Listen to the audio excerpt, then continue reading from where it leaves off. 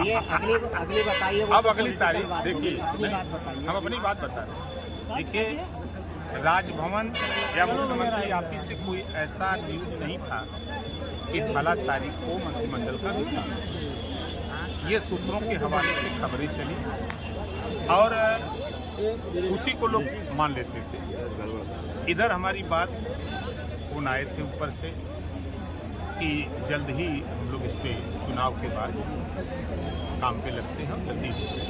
आज मुख्यमंत्री जी दिल्ली गए, क्या इसी सिलसिले में गए, क्या संकेत क्या मिल रहा है? अब आप समझ कहाँ पाएंगे?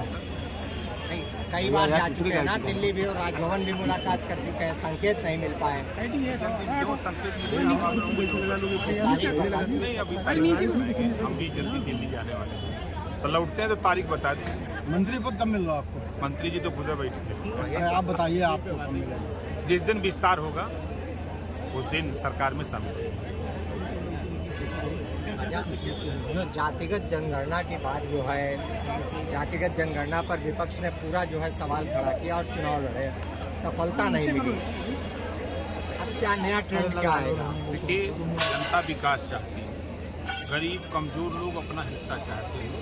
उस बात को देश के प्रधानमंत्री माननीय नरेंद्र मोदी जी, उत्तर प्रदेश के मुख्यमंत्री माननीय योगी आदित्यनाथ जी के नेतृत्व में आप उठा के देखिए कि चाहे किसान सम्मान निधि हो, सीधे खाते में जा रहे, बीच से बिचौलिया गए। जो आयुष्मान कार्ड जो गरीबों के 5 लाख रुपया इलाज के लिए वो सीधे उनके यहाँ खाते में जा रहा है इलाज के लिए। उसके बाद जो गरीबों को राशन की मामला है वो सीधे उनके यहाँ तक पहुँच रहा है। अब रही बात लॉ एंड ऑर्डर की, बड़ा आरोप सपा के लोग लगा रहे हैं, कांग्रेस के लोग भी बोल रहे हैं, बसपा के लोग। जब कांग्रेस और सपा की सरकारें थी, हमसे बेहतर आप लोग जानते हैं कि यहाँ दंगे होते थे, कर्फ्यू लगते थे। सवाल सर जातिगत जनगणना को, मैं तो कह रहा हूँ, जातिवाद जनगणना ने वो स्थिति पहुँचा दिया कि विपक्षियों की 3 बार मीटिंग हुई, 3 बार बैठक हुई और 3 तारीख को 3 राज्य गायब हो गया। उनका जातिवाद जनगणना उन्हीं के घर में चला गया। जनता जागरूक हो चुकी, जनता ये समझ गई है कि ये सिर्फ वोट लेने के लिए हम लोगों को गुमराह करने की साजिश के तहत ये लोग काम कर रहे हैं। जब ये सत्ता में थे, जब कांग्रेस की, सपा की और बसपा की मिलीजुली गवर्नमेंट देश में थी, तो ये लोग क्यों नहीं जातिवाद जनगणना कराए? तब इन्होंने हमको हक देने की बात क्यों नहीं किया जब ये पावर में थे? आज पावर से बाहर हो गए हैं तो आज हमको गुमराह कर रहे हैं, ये जनता समझ चुकी है। आपकी मांग जारी रहेगी? हमारा अपना पार्टी का तो मामला वो एकदम पिकअप पर रहता है। एक सवाल और है, आज अखिलेश यादव का ये कहना था कि चुनाव नतीजों के बाद जो है इंडिया गठबंधन और मजबूत होगा। जो चुनाव नतीजे आए हैं उस पर कोई बहुत फर्क लोकसभा चुनाव को लेकर नहीं पड़ेगा। उन्होंने ही कहा था कांग्रेस पार्टी को कि भारतीय जनता पार्टी की बी टीम है, कांग्रेस पार्टी ने कहा कि समाजवादी पार्टी की टीम है, और अखिलेश जी ने ही बयान दिया था कि कांग्रेस बहुत चालू पार्टी है, इसको वोट मत देना। जब हमको धोखा दे दिया तो फिर आप लोगों को धोखा देने लगे। अखिलेश जी के बयान है, मेरे बयान नहीं।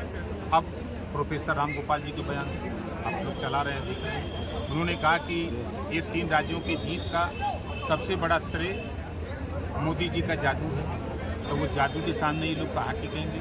वही लोग बोल रहे हैं। तो देखिए, हम जानते हैं, इन लोगों के साथ रहे हैं ना, ये दिन में भारतीय जनता पार्टी के खिलाफ बोलते हैं और रात को गुलदस्ता लेके योगी जी मोदी जी को शरणम गच्छामि, ये लोग जुगाड़ बनाए हैं, सब नारा बनाए हैं कि विपक्षियों ने ठाना है 24 में मोदी जी को प्रधानमंत्री बनाना है। परिवहन मंत्री से आजकल आपकी केमिस्ट्री बड़ी जम रही है। अभी भाषण दे रहे थे परिवहन मंत्री जी, तो जो योगी जी ने एक फैसला लिया था आपको मंत्रिमंडल से निकालने का, नहीं, उस पर मंत्रिमंडल से निकालने का फैसला लिया था, बर्खास्त हुआ था, आपने कहा कि त्याग पत्र दिया। कितनी जल्दी जो है, मतलब क्या केमिस्ट्री हो रही चल रही है? देखिए, आपने बड़ी कोशिश की है मनाने के लिए, ये हमारे बड़े भाई बड़े शुभचिंतक हैं, हम कहीं भी रहते हैं लेकिन हमारा इनका संबंध अपनी जगह है। ये बड़ी कोशिश किए, हमको योगी जी ने नहीं निकाला। आपको पता होगा कि जब हमने रिजाइन दे के हम चले गए, चुनाव के बाद, चुनाव के पहले चुनाव में अपने पार्टी अपने सिंबल पे लड़ा, सब लोग भेजी थी सर योगी जी ने नहीं। उसके बाद राज्यपाल को वो तो भाई जानते हैं, राजनीति में जुगाड़ है कि ओम प्रकाश राजभर में कुछ वोट हमहू लगा लें। जब आप मंच पर नहीं आए थे उससे पहले आपने भी कीर्तन कहा था, गाना यहाँ चल रहा है, क्या मिलिए ऐसे लोगों से जिनकी फितरत छिपी है, इस पर क्या? यही तो बात है, उनकी फितरत छुपी रहती है। लेते हैं नाम पीडीए का और काम करते हैं अपनी जाति का। जब चुनाव आ गया तो पीडीए याद आया। जब सत्ता में थे 5 साल मुख्यमंत्री थे, प्रधानमंत्री की कुर्सी पर लोग थे मिलजुल करके, तब तो नाई गोणपाल प्रजापति बिंद केवट मल्ला राजभर चौहान आरक बंसी बंजारा बहलिया कंगार जुल्हा दुनिया सारी साईं दर्जी फकीर ब्राह्मण राजपूत भूमिहार नहीं दिखाई दिया। तब तक काली बिरादर लौकत रहे। पुलिस का भर्ती कहाँ पकड़ लिया हो कत्तों से भाई चरावत होके। राजभर जी एक सवाल हम भी पूछना चाह रहे हैं। पूछिए। 2024 चुनाव को लेकर के जो सपा और कांग्रेस की पूर्व में देवरानी जेठानी की लड़ाई देखी जा रही थी, क्या आगे भी रहेगी, क्या कहना चाहिए? 100% रही महाराज। देखिए ये कित्तू कांता एक कहानी हमारे पूर्वांचल में है।